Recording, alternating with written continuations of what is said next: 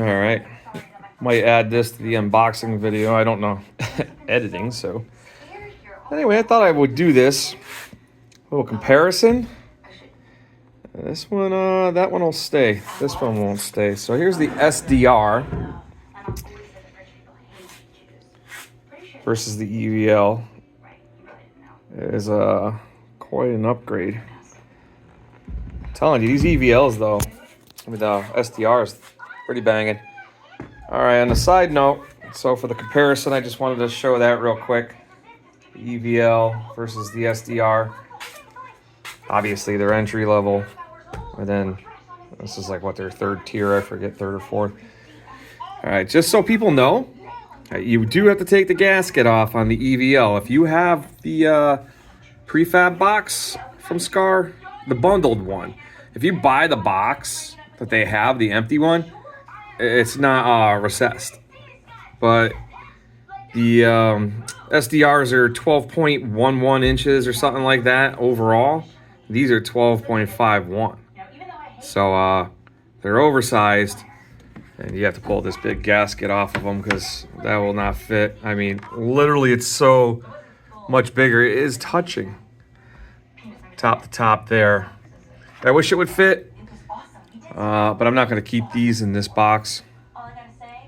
But just so you guys know, if you do want to put them in there, I mean, I hate not having that ring on there, but it's not structural. It's not holding your surround in place. Kind of just, makes your speaker airtight and gives it a beauty ring of sort. But I'll be popping the Skars back in here once I build a nice box for these bad boys. But anyway, it does fit. If you're gonna do this kind of an upgrade, you bought the package SDRs, and you want to go to the EVLs, I'm just unsure of the bracing. There is no bracing in this box. Besides the port going through it is like really the only active bracing. It's a single plate in the front, single baffle. So something to think about. These speakers, the EVLs might destroy this box after time. Probably take a year or two of harsh beating, I don't know. People say they hold together well with glue, but I'm not a fan of these freaking brad nails and glue.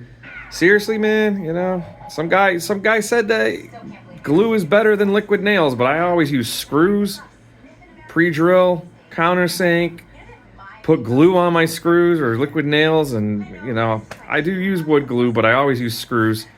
So the glue doesn't really matter to me, but I always thought liquid nails was stronger. But from what I hear, he was saying it's like a 500 and glue's a 5,000, and I guess that's good. I'm not no pro, but I try to pull boxes apart with liquid nails and they just shred. I've never had them come apart successfully, so they just pretty much just pull apart, die.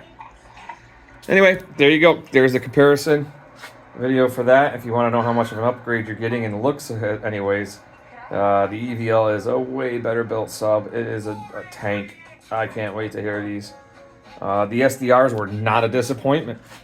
I was looking at the piece of paper, 2.5-inch coil and 600 watt RMS. I'm like, nah, I need something for now. I banged it for 3 years. And after 3 years now I'm bored. I'm going to do a little upgrade.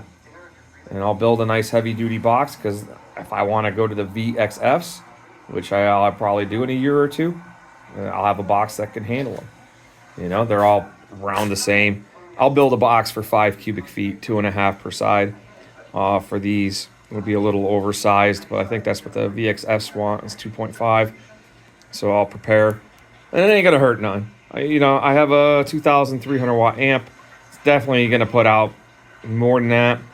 But if you give speakers more airspace than they're rated, it might take a little less watts to push them. So that's something to think about. But you don't want to go too small or too big. Sure you heard it all before, but there you go. There's my comparison video. If I figure out how to attach it to the unboxing video, I will. Otherwise, I'll upload them as two. Like I said in the other one, see you guys in the summer when the system's put together. Later, bye.